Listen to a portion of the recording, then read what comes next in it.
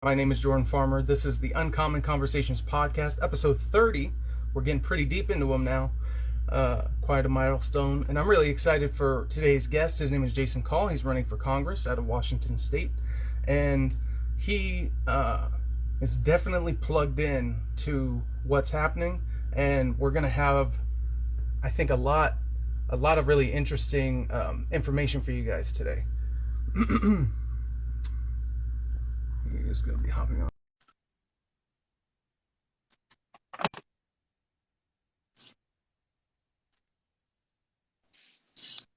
Hello, sir. Hey, Jordan. Glad to be here. Great. Thank you for coming on, man. I appreciate having you on. So, first off, I think you do a better job than me. I just know you're running for Congress. You're from Washington State. You wanted to be, or you were a math teacher for 18 years, and you are a very thoughtful and informed progressive with, I would say, like, I call them the moderate priorities, which is just like the common sense. We want to take care of our fellow man. We're just trying to make the system work for people, not make people work for the system, kind of a alignment. And this anti-establishment coalition across the aisle, I think that's sort of in like a grassroots decentralized way sort of emerging. And so off the bat, I have a lot of respect for you. I think you're doing good stuff. Even if we disagree on any details, mad respect to you for that. And so please introduce yourself, sir. All right. Well, my name's Jason Call. The poster you see behind me, or the sign you see behind me, is actually not my current logo. I've got a new logo but I haven't had any signs printed yet. But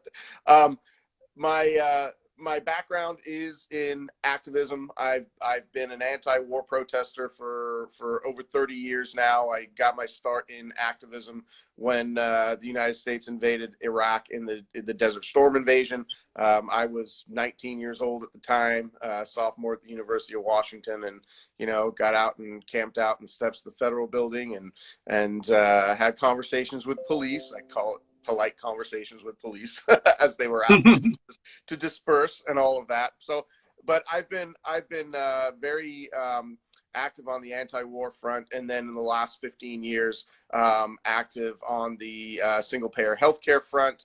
And of course, environment is also an ongoing and huge concern, and I think probably is the single most important thing that we need to get a hold of here. In terms of our politics and our policies. So I aside from my activism, as you mentioned, I was a high school math teacher for almost 18 years. So I've had a lot of union experience. I was on the board of my local union, my education association, for 3 years. I was elected by my peers to represent the union at the state assembly for 4 years. I've written resolutions, and done a lot of public speaking in terms of education, and then really got involved in more local party politics, and I call myself a Democrat by default, and I only say that because we're stuck in a two-party system. My politics are certainly to the left of the Democratic Party, and I don't think the two-party system serves this country well at all. I'm much more in favor of a more European-style parliamentary system where you would have to have coalitions and make some compromises. And I believe if we were able to do that, I think we'd probably end up with a lot more general progress for the people. But I was inspired to run for Congress in 2020, mostly coming out of sort of the Bernie Sanders activism that I participated in from 2015 on. And I had known Bernie since he was doing Brunch with Bernie on Tom Hartman's show. Like, God, that was I think that was even predated Air America. So that was like 2003, 2004, he was going live. So I knew who he was. And, I consider myself somewhat of a Bernie Sanders acolyte, but was very active in the Bernie movement right away in 2015. Bernie won the caucus here in Washington State, 73%.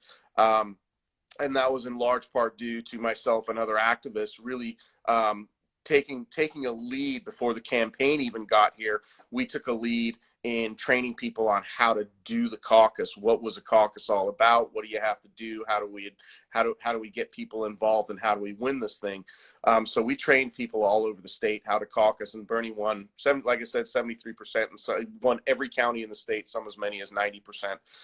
So there was really a lot of inspiration there. But why did I run for Congress? I mean, we've had this guy, Rick Larson, in Washington's 2nd District, which, just so people know where it is, the district starts about 20 miles north of Seattle, goes to almost the Canadian border, maybe like 15 miles south of the Canadian border. It ends at the town of Bellingham.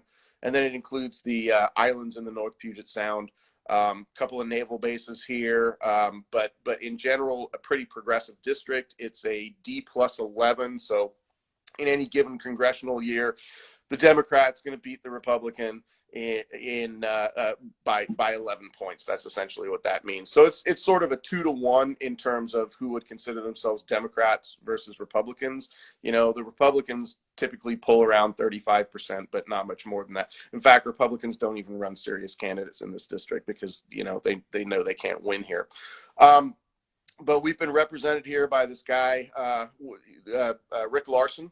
For 20 years, I've been his constituent the entire time he's been in office, and started having some, just as an activist, and I started having some serious disagreements with the way he was approaching policy. Really kind of around 2005 when he signed on to the Bankruptcy Reform Act, which made it impossible to shed student loan in bankruptcy, and made other types of bankruptcy much more difficult to file. It was a giveaway to the banking industry, and sure enough, he takes banking industry money. But he takes all sorts of money. He takes fossil fuel money, he takes military industrial complex money. Well over half of his money comes from corporate PACs and other sources. His grassroots funding is actually less than 1% of his funding, what we would consider small donors, like people who are contributing under $200. So he's a big money guy, definitely in the pockets of Boeing. Boeing's the big employer here. But even though he's in the pockets of the company Boeing, he's actually, the union, Boeing union, has not endorsed him in years past because, he doesn't really stand up for the working class. So that's, it really, I got kind of asked to run, not that it wasn't something that I was potentially considering, but I got asked to run in 2020. We did extremely well. On $50,000, we did not fundraise heavily, but $50,000. So just so everybody knows, Washington is like California, and I've heard that Louisiana does this also with the jungle primary, so that you can have a D versus D in the general election. Most states don't do that. The Democratic Party runs their own primary, the Republican Party runs their own primary, and then the D versus the R goes to the general election. And then you can have other candidates from other parties who are running, but realistically the chances that those candidates are going to get anywhere is slim and none. But here in Washington State, like I said, along with California, jungle primary, whoever files for the office, the top 2 vote getters in the primary, they move to the general election. And in 2020, we got almost 35,000 votes, like I said, on barely $50,000 fundraising. And you ran the most efficient campaign in the country on a votes per dollar basis. I don't know anyone that's come close to that. That's crazy. We felt really good about that. I think in the general election there were a couple of progressives who, like Angelica Duenas, who's running again in California's 28th. She actually did get onto the ballot next to Tony Cardenas, and she got, I think, about 43% of the vote in the general, so D on D, and she only raised $80,000. So her votes to dollars spent was also really, really good. But progressive fundraising is hard. That's just the long and short of it. When we're going up against people who are raising $1 million, and unless you have this huge national profile like AOC, we're not going to raise $1 million. When your main focus and constituency, in some sense, is the poor, fundraising isn't going to be your strong suit. That's just like the name of the game.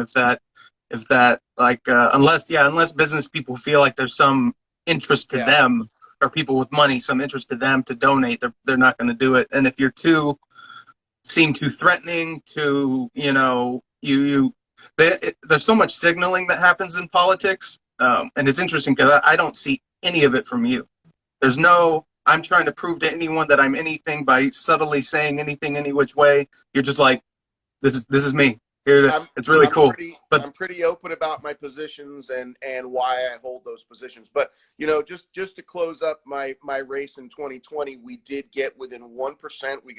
We were another 2,500 votes, and we would have been on the ballot. So I don't want to say that. I mean, fundraising is important.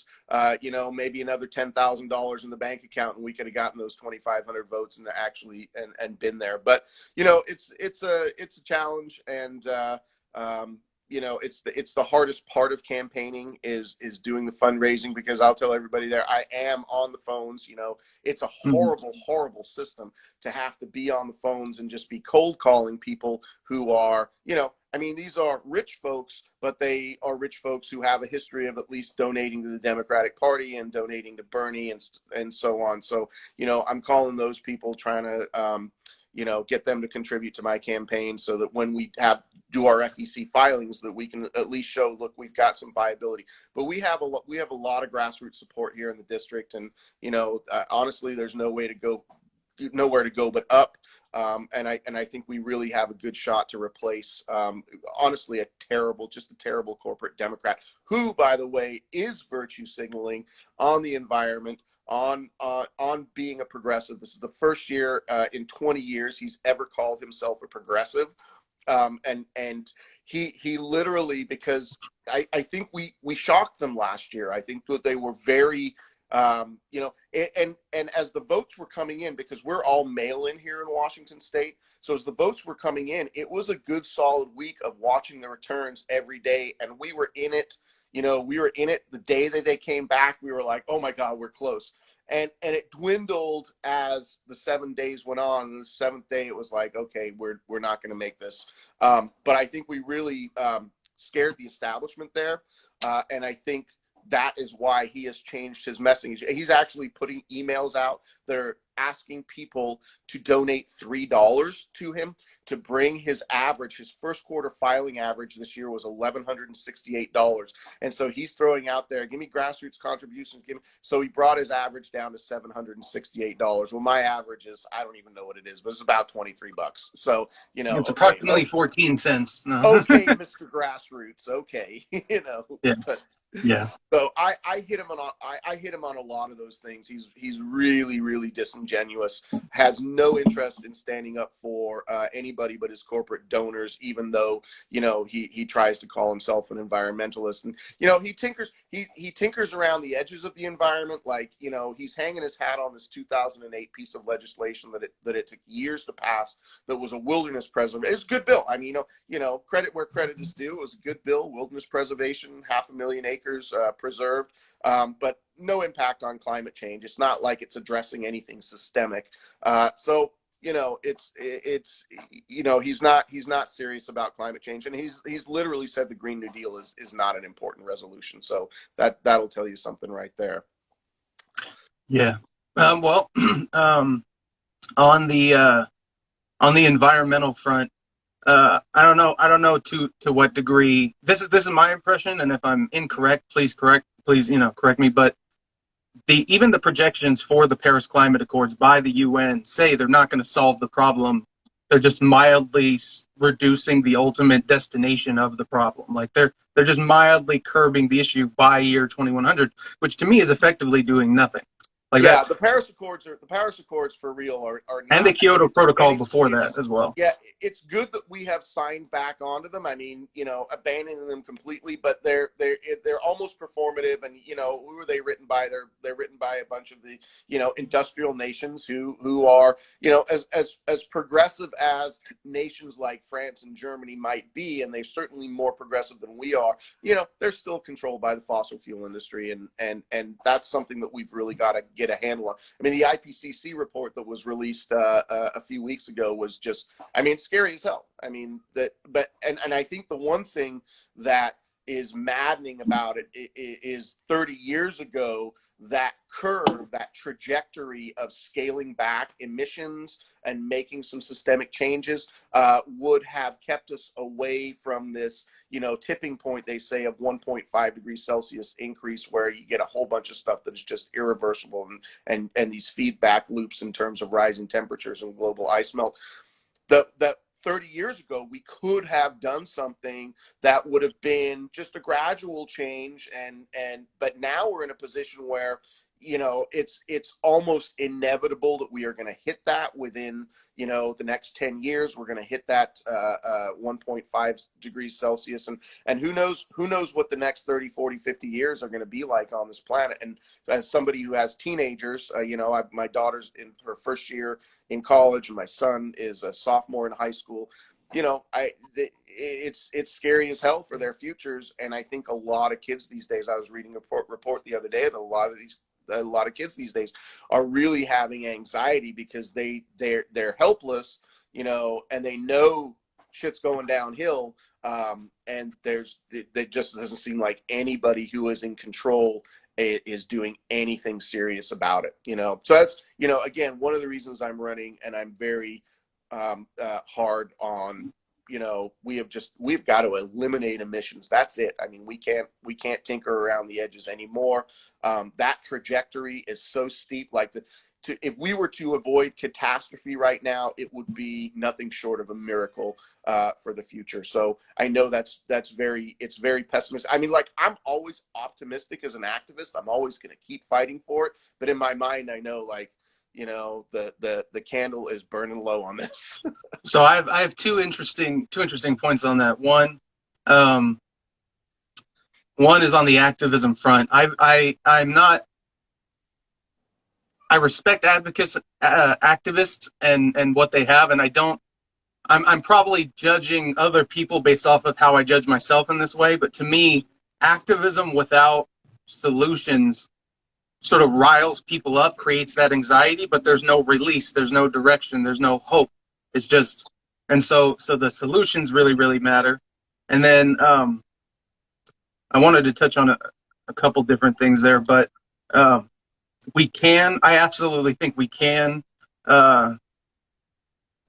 turn this around, and the solution. So I have a video, and I have my whole scheme of how we actually solve this, and I'll kind of walk through a few steps that tie into a question I have for you. But I believe that we can. I mean, I think the solutions are there, and I think we can do it. So when I say the minor miracle or I'm talking about the political will to actually make those changes. Not that they can't be made, but are we going to have the people in place to actually do the things that need to be done? That is what the political system is really resisting. The way our political system is set up, it resists that systemic change, and now we're in crisis mode. The split that I have with the traditional way of solving the problem is, and John Kerry himself, our current is he the head of the EPA, or is he just sort of our convoy to the global community? John Kerry has an informal position now, right? I thought he was our Secretary of State at one point. Who's that? Is Blinken? That was under Obama. Yeah, that was under Clinton, I think, and then maybe Obama. Anyways, all I was saying was it's a global issue, and because we can only influence the policies within our own borders, you have a broader sort of game afoot that needs to be addressed, and the traditional ways of solving it fail to get beyond our borders. And the only two things that go beyond our borders are capitalism and religion. And politics, I guess, too, political beliefs. But anyways, we have this sort of big money issue, and you're sort of talking about you're a grassroots guy, and then you have the big money people, the rich, powerful elites. We have this. I really hate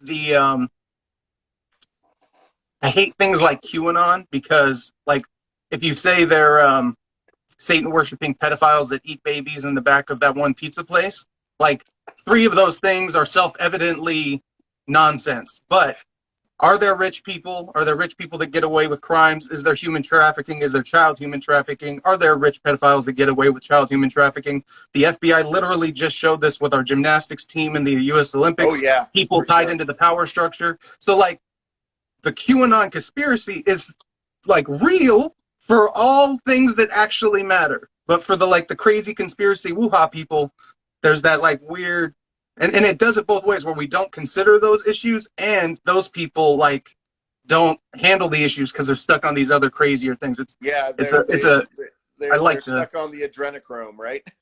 yeah, yeah. And it's like whether that's real or not, I haven't even looked into it. I haven't watched any videos because I don't care because my opinion very much is like it's the policy, the on the ground change that is ultimately what matters here. And like there's not like I don't give a crap about a committee on analyzing adrenochrome. Like that just seems like the biggest waste of time in the history of government. Um, but and so I haven't even looked into it because many things like that, like if the ultimate answer doesn't mean anything relative to what we have to do, you're just kind of intellectually just doing something for the sake of doing it, Yeah. not producing anything. And big money sort of ties into you talked about Boeing and these things and the idea of the military industrial complex. I broaden that out to just say it's the political influence industrial complex. It's literally just power, selling power in order to monetize their power and themselves to enrich Oh, themselves you're and get that absolutely big right. money. And Yeah. so it's really just it's a systemic issue at this point. It's not just the military, and it's not like it's easy to see war. People make money off of war. They would want to create war in order to make more money. But it's Yep. literally everything in the system is operating that way now. Sure. Like almost everything. No, Um, no arguments there at all. and so and so that ties into the military industrial complex. And you talked about Iraq being your sort of initial jump into activism and everything when you were a sophomore in college, I'm guessing. Yep. And I did a deep dive recently into Afghanistan, all the way back to the king, and then the communist sort of revolution, and Back then back in pushing us 1980. intervening Yeah. under Jimmy Carter and Reagan and Mm-hmm. Cyclone, I Goes way think, back. Operation Cyclone. And so I did not do that kind of a deep dive on Iraq. I know that we went in 2000.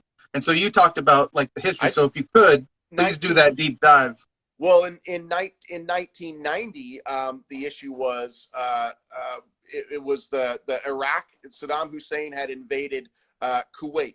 Well, Iraq was Saddam Hussein was our guy while he was fighting the Iranians in the 80s. I mean, he was a dictator, and the Ba'ath Party was essentially a party that we helped bring to power. And as long as he was, towing the line and making sure that we got what we wanted out of that relationship, he was our guy. And at that time, he was fighting the Iranians. The Iranians were the big boogeyman enemy in the region. And Some things don't change. some things really don't change. And it's interesting because you hear stories out of Iran that they actually the people, not the mullahs or the religious leaders or right, the people of Iran, especially the youth, they are really very westernized, and they like American style and this and that, and so this is really And there really was a generation before that was very freedom loving in Iran. A lot of people don't know that oh it sure. wasn't I as mean, big, but there was something there. that is Patrick Bet David, who's a big valuetainment YouTube channel. He's a podcast. He's a very well known guy. He's Iranian and his family was from there, and he was born there, and so he's a good well, guy to share that perspective. the Mossadegh coup in the mid 50s is 54 55. That is really pointed to as sort of a really big beginning of the CIA overthrowing democratically elected leaders in Iran, and so they That was installed, the first obviously Operation Cyclone. they I what is the Operation Cyclone? I mean, I've So heard of it, but Operation I don't know. Cyclone was so I'm using that like euphemistically, I guess. It was Jimmy Carter's specific program in Afghanistan to fund the Mujahideen to push back against Okay, the yeah. So communist I'm government there. aware So of it. it's I one didn't. of these. It's a funding a rebel group to create a proxy war within a nation, or to Right. create a disruption in a nation. That kind of a thing. It was it. We were doing that was the first kind of one we did Well, recently, we or did that after the Shah was deposed in the revolution, but the Shah was only there because we had overthrown Mossadegh and installed the Shah. And it was a brutally, really a brutally repressive regime that we were supporting. But back to Iraq, the situation with Iraq was Kuwait was drilling sideways into Iraqi oil fields, and Saddam Hussein had said, "Listen, I am not. I don't want to go. I don't want to get violent with the Kuwaitis, but they're basically stealing our oil." And the United States officially said, "We're not taking any position on border disputes between your country." And Saddam Hussein said, "Okay, I guess I got to go take care of this myself." And so he invaded Kuwait to get the Kuwaitis to stop drilling into his oil fields. And then the United States says, "Okay, we're going to back up Kuwait and go into Iraq." I mean, it was a bunch of. I mean, it was very contrived on the part of the United States to be involved in that war after he had literally said, and I'm not defending Saddam Hussein, he was brutal dictator, et cetera, et cetera. But again, our brutal dictator while he was serving our purposes. And once he wasn't serving our purposes anymore, no longer somebody that we wanted to support and would then go to war with. And then, so that was 1990. Then you get back to 2003, and what I've read mostly about 2003 is that, I mean, all of the things about Saddam Hussein gassing his own people, like we gave him the tools to do that. I mean, that he's not, those were military products that we had given him to fight the Iranians. But the thing with what was the thing with 2003? Oh, that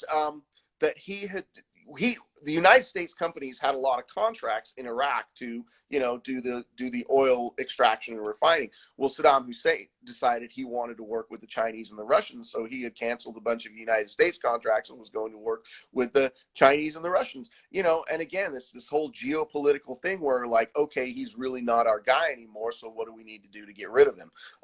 So there was false pretext in the first Iraq War, and there was false pretext again in the second Iraq War.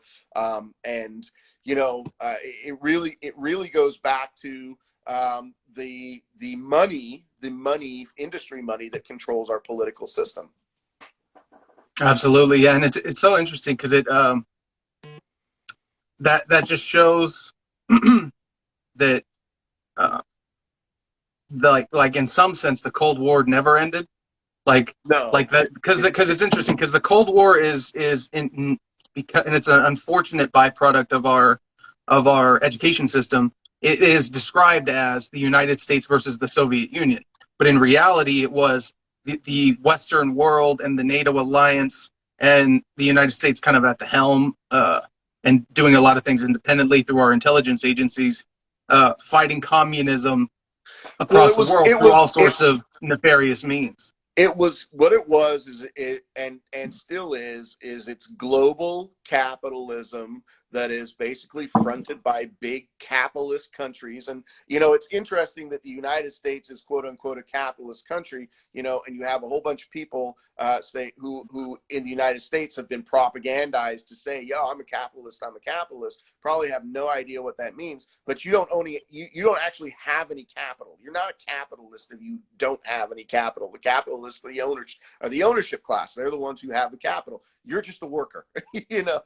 And so really what the Cold War is, and still we are experiencing that, is this global capitalism that is industry driven versus popular people's movements that are really trying to get governments to function for the majority of people instead of just the aristocratic few. That's really what we're still fighting.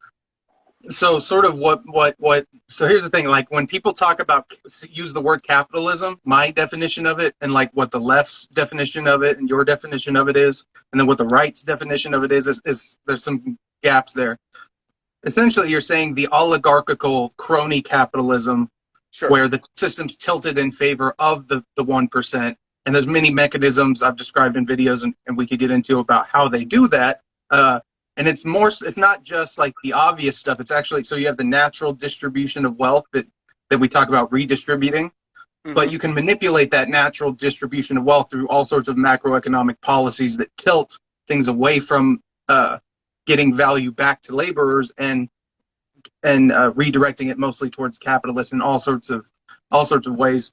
Um, It's but one of the so reasons. anyway, there's the oligarchical crony capitalism.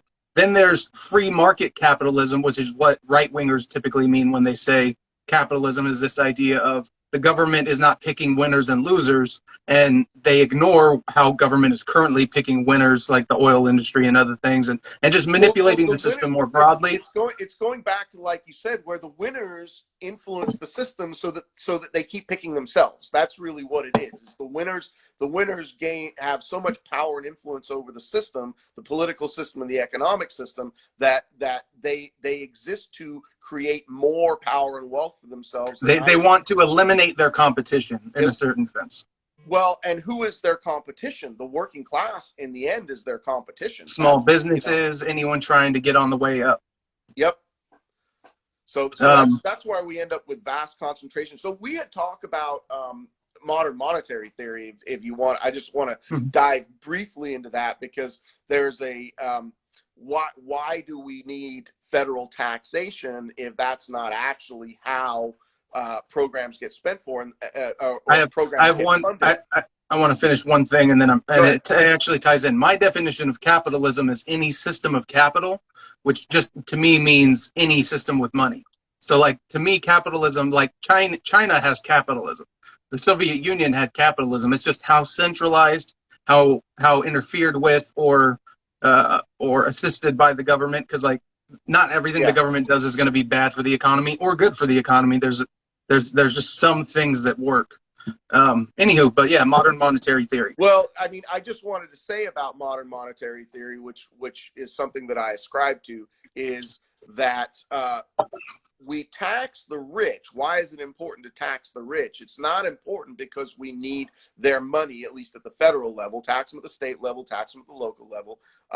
But at the federal level, we're not taxing them because we need their money to pay for stuff. We're taxing them because, as we are discussing right now, that vast income inequality and the power that comes along with it is inherently undemocratic.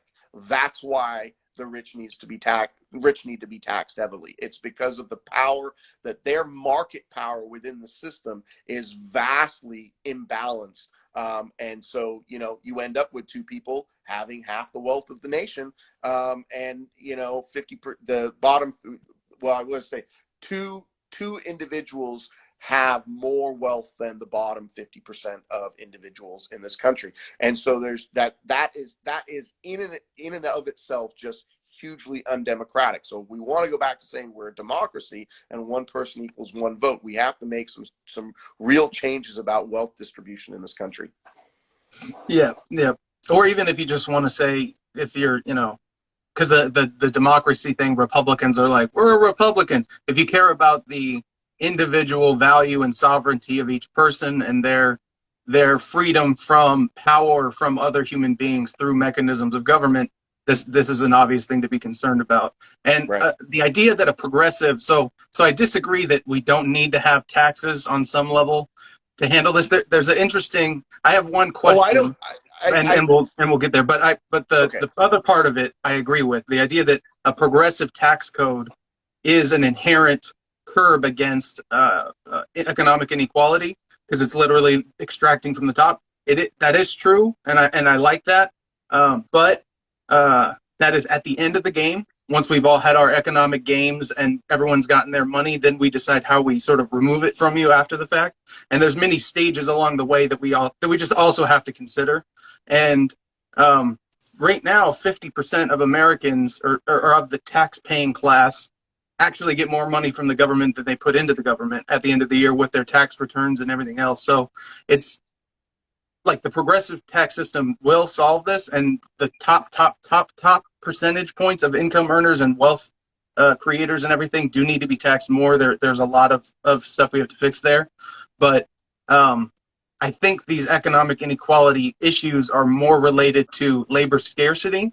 And labor scarcity it's not even like an innovative idea or like to focus on it. It's just taking the real bare bone basics of economics and trying to avoid emotion a little bit when it so like labor and human value and human life. If you're a right winger, you think human life is inherently valuable. If you're a left winger, you think human labor is inherently valuable.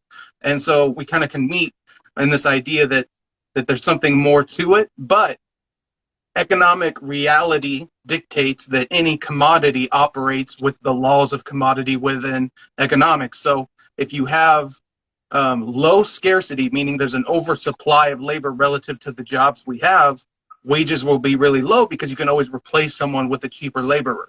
Whereas if you have the inverse, where you have a lot more demand for jobs than you do people that are there to work the jobs, you have labor scarcity, you create an inherent value economically with that commodity. And so labor scarcity, if it can be maintained, allows for a rebalancing in many ways of the economy. And these shifts happened in 1971 and through the 70s. And the purpose, in my opinion, was the era in America where you could hold back black people through direct economic suppression of Jim Crow and slavery and stuff like that. That era ended.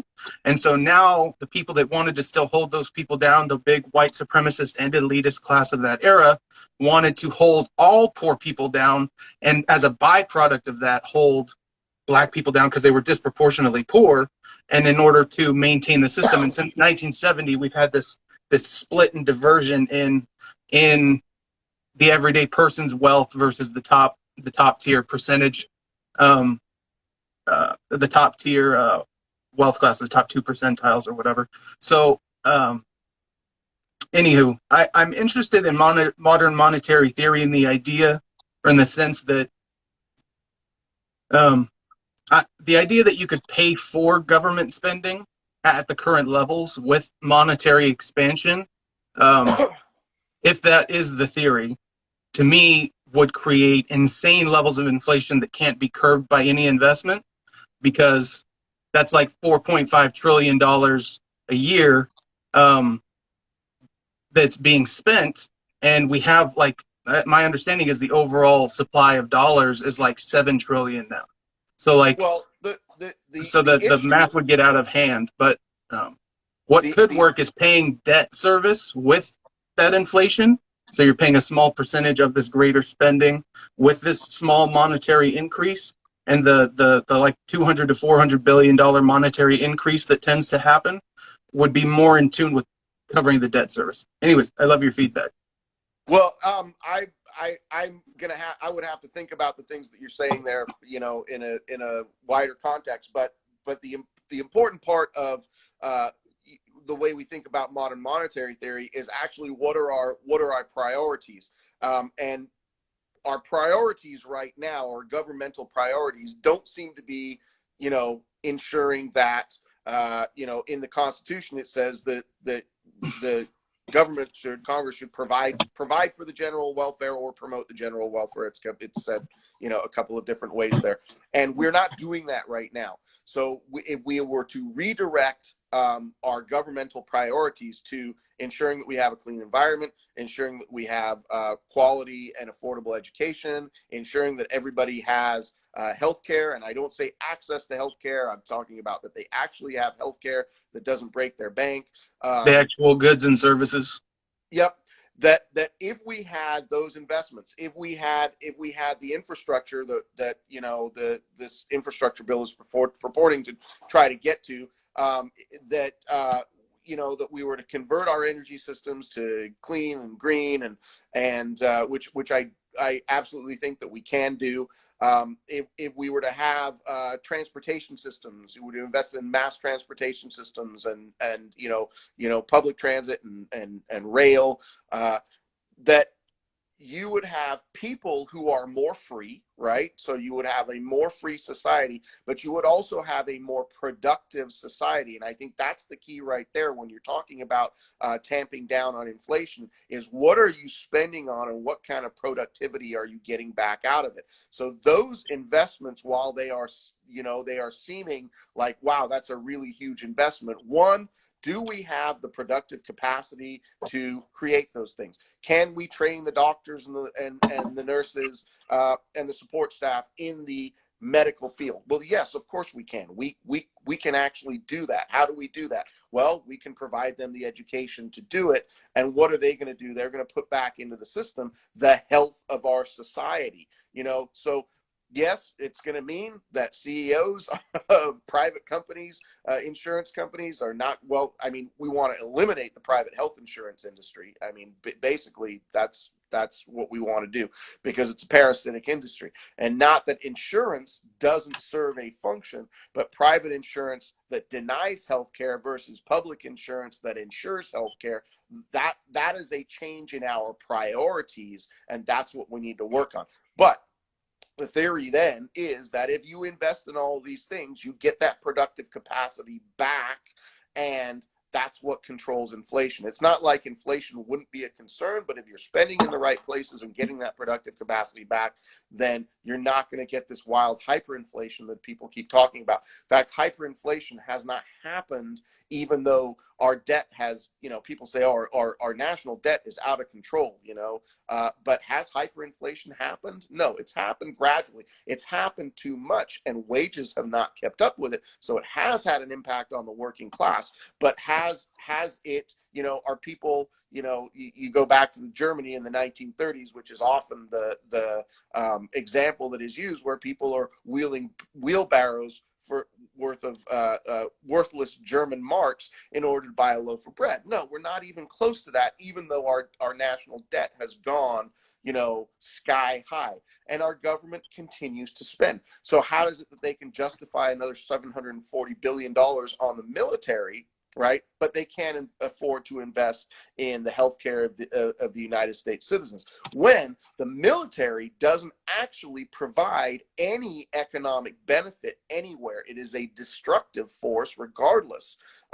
There is no return on a bullet and a bomb. That is a thing that is expired as soon as it is used. What is it that the military is actually doing in its massive bloated capacity right now? It's not doing anything except making weapons manufacturers and the fossil fuel industry very rich. So that's not what we need. We need a shift in national priorities. Now, I am supportive of any nation's right to self-defense, right? But that's not what our military does. Our military is an offensive imperialist force that does not bring productive capacity to our economy.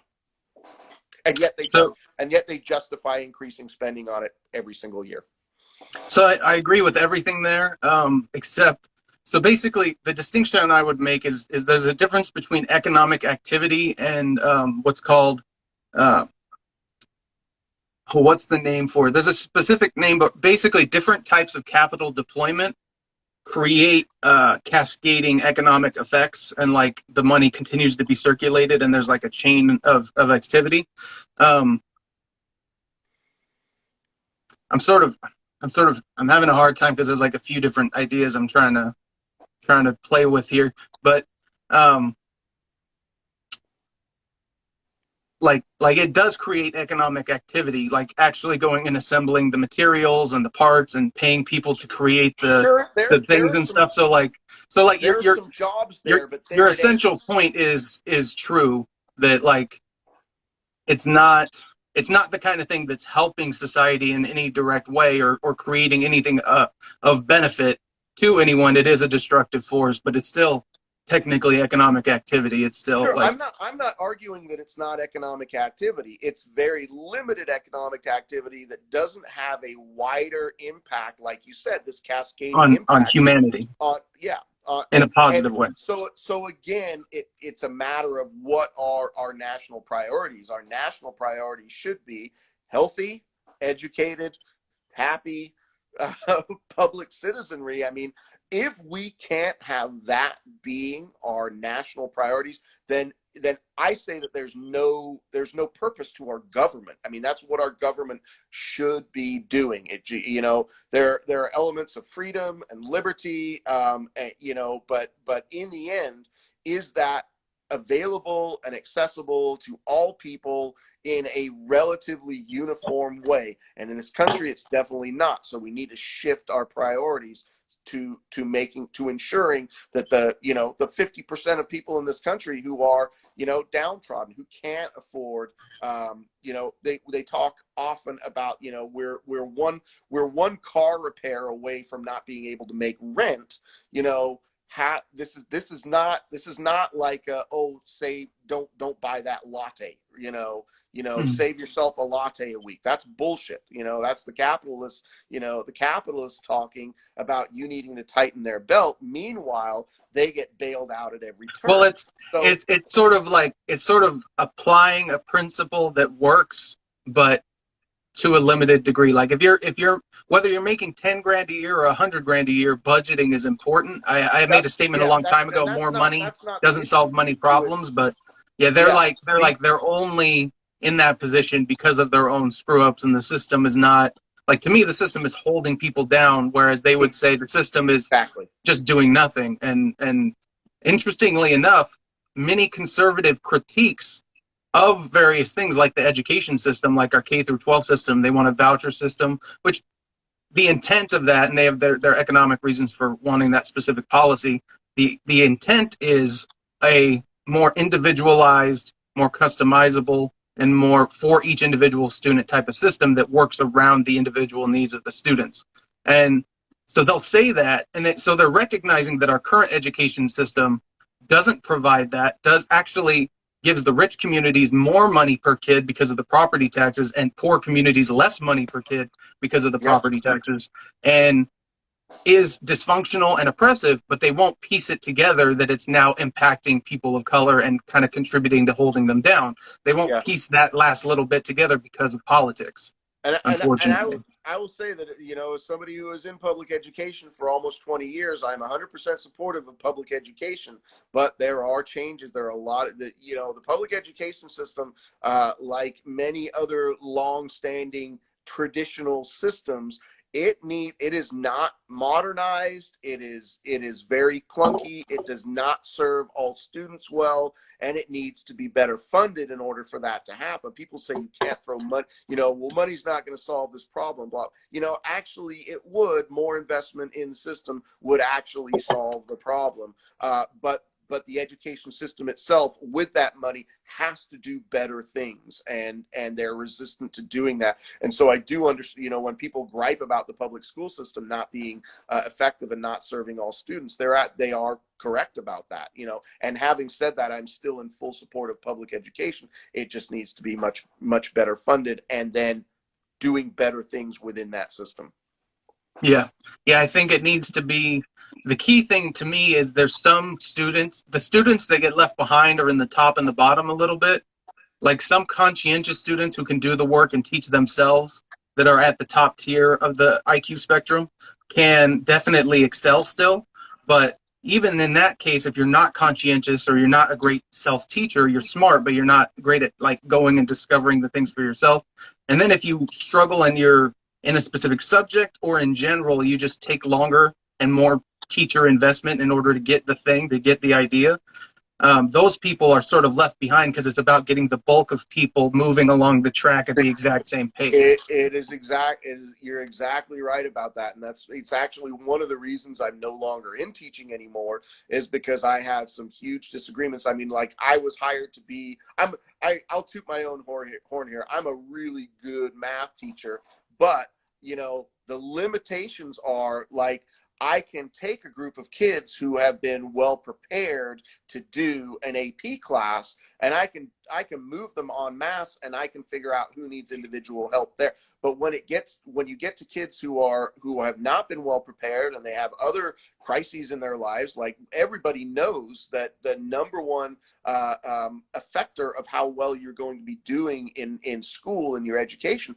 is poverty. So you have a lot of kids coming to school hungry, who are living in unsafe environments. The school system does not manage, and some people will say, well, it's not the school's responsibility. Okay, it actually should be.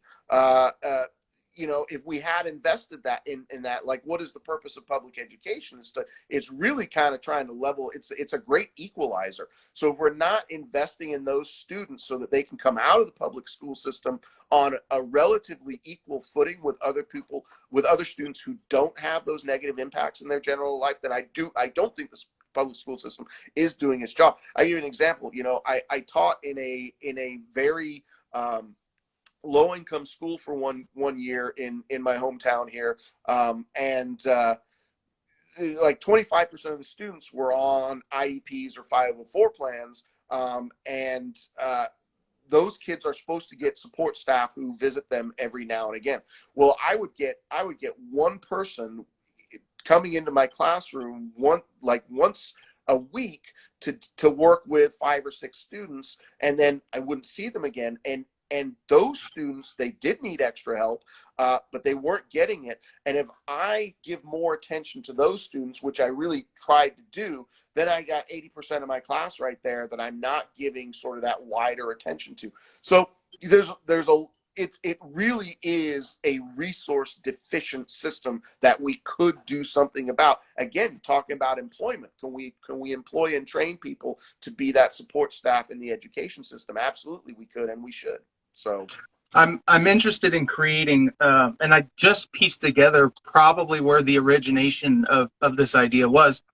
Like literally right now, I'm actively trying to build essentially a schooling assistance business, like a private education. It would be $100 a month, and you would basically get a very, very well designed app to make sure you're learning at your optimal rate, and it adjusts to what you need for your life. But you have a bunch of lectures and video lectures and those things available to you to go through the various levels of knowledge you have to gain. And then separate from that, for the people that will require more than that, you have satellite little locations with teams of tutors and teachers and staff that's there sort of just filling in the hours available when you need them. And so you have the secondary layer of support and that individual time that you need. Some people need that. I can watch a YouTube video on something and get a good chunk of it, and then I go actually practice it, and then boom, I'm there. Like that with many things I can do that. And not everyone can just watch it and sort of ingest it and then act upon it in that same kind of a way. Some people just need like whatever the way the teacher phrased it, it just didn't quite link up the right pieces in their head. Sometimes you have to repeat the same concept in like sure. 5 different varieties to try to get it to stick.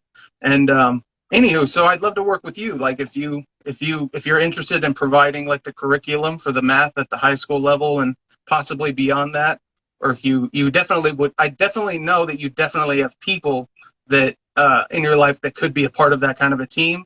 And it would work like, so this is tying into the thing. I did a research paper. That sounds so much more like than what I did. I wrote an essay in elementary school. I think it was in high school, but it was on the Japanese juku schools, which are privately funded. They're like private schools that Japanese students go to after public school to go and get like their tutoring and their more individual time and attention.